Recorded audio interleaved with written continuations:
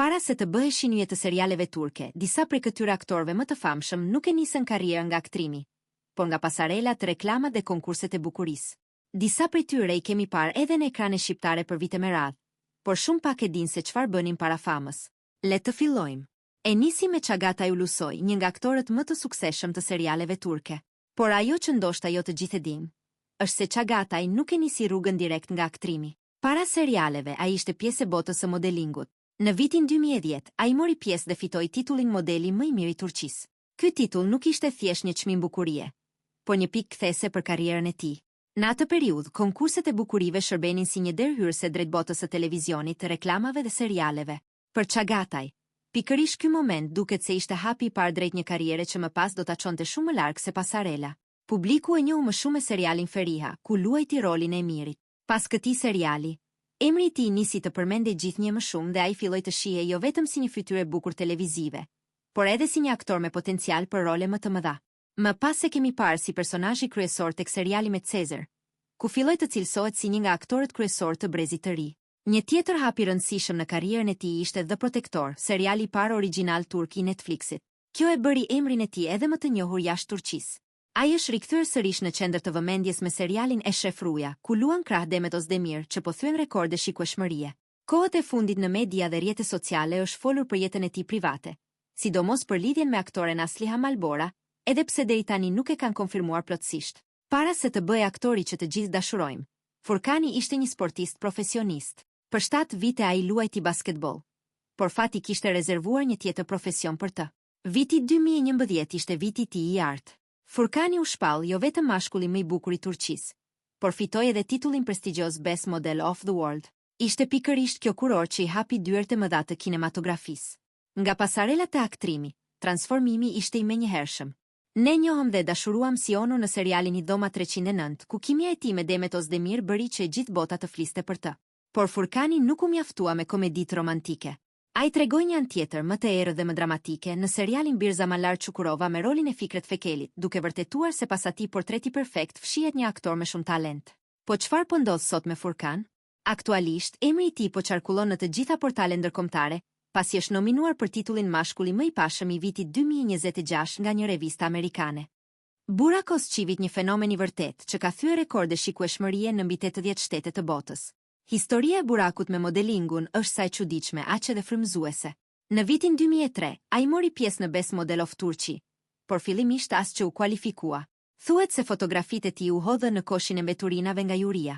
Por fati deshi që organizatorët i gjenin ato foto dhe ta rikthenin në garë. Në vitin 2005, Buraku shpall Best Model of Turkey dhe po atë vit doli i dyti në Best Model of the World. Ky ishte momenti kur bota kuptoi se ky djalosh me tipare mesetare ishte i destinuar për ekranin e madh. Karriera e tij shpërtheu me rolin e Bali Beut në Sultani i Madhërisëm, ku mustaqet e tij u kthyen në trend botëror.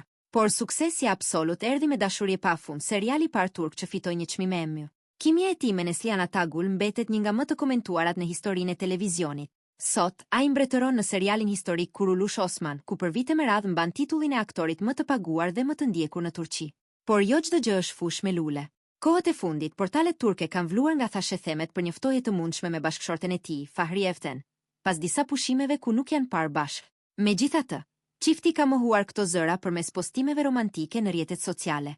Yusuf Cem. Rrugëtimi i tij drejt famës nisi në vitin 2011, kur ai mori pjesë në konkursin Best Model of Turkey. Edhe pse konkurrenca ishte e fortë, ai arriti të merrte vendin e dytë.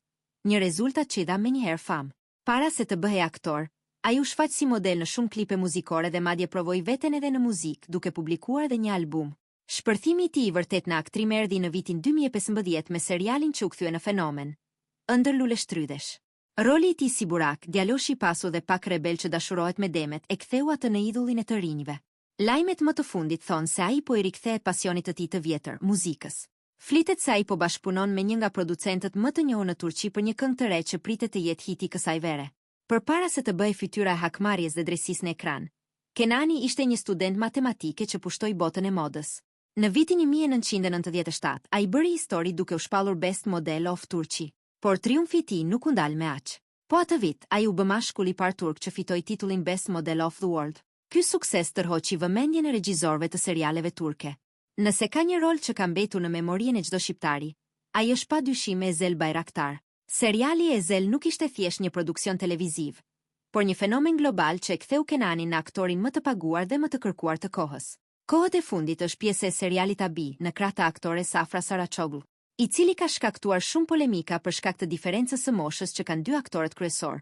Pas një periudhe të gjatë si prezantuesi i emisionit Kush do të bëhet milioner, fansat janë në delir.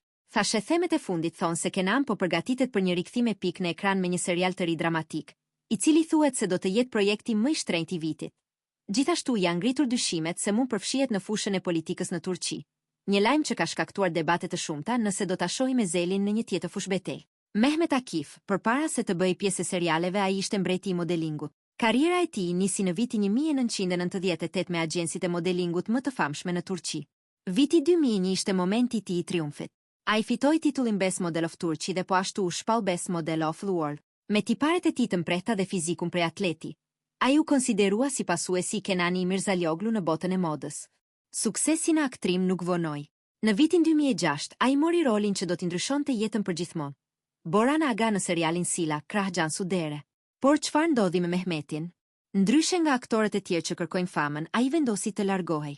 Prej vitesh, ai ka braktisur Stambollin dhe aktrimin duke u zhvendosur në një fermë në Bregdet, ku jetoni rrethuar nga natyra dhe kafshët. Kohët e fundit, fansat janë habitur nga deklaratat e tij të forta kundër industrisë së serialeve, duke thënë se jeta e tij e re, larg vëmendjes, vlen më shumë se çdo kontratë milionere.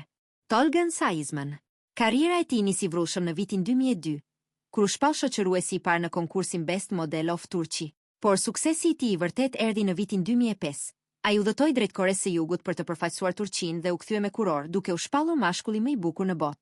Ishte ky titull që i shërbeu si një trampolin drejt botës së aktrimit, duke e kthyer atë në një nga emrat më të kërkuar të Stambollit. Pas suksesit në modeling, Tolga Hani nuk u ndal.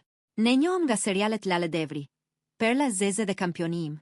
Tolgan ka vërtetuar se përveç pamjes, zotëron një talent të rrallë për të përcjellë emocione të forta në çdo rol që merr përsipër.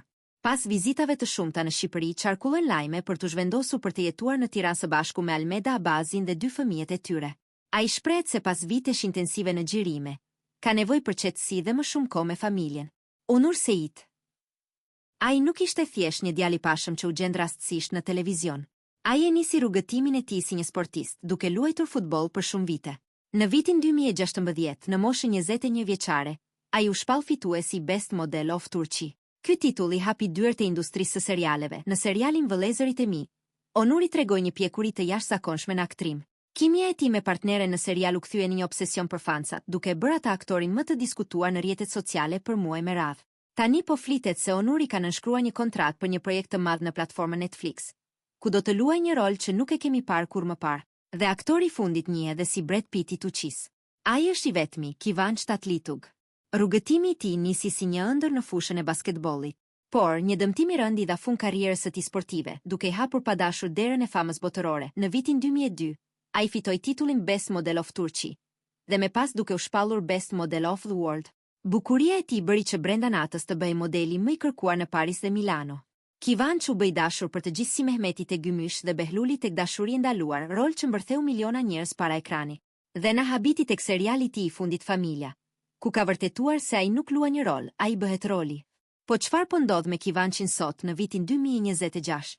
Edhe pse mbetet shumë i rezervuar për të flitë gjithmonë, këta aktor na vërtetojnë se bukuria është vetëm fillimi, por talenti është ai që i bën të pavdekshëm.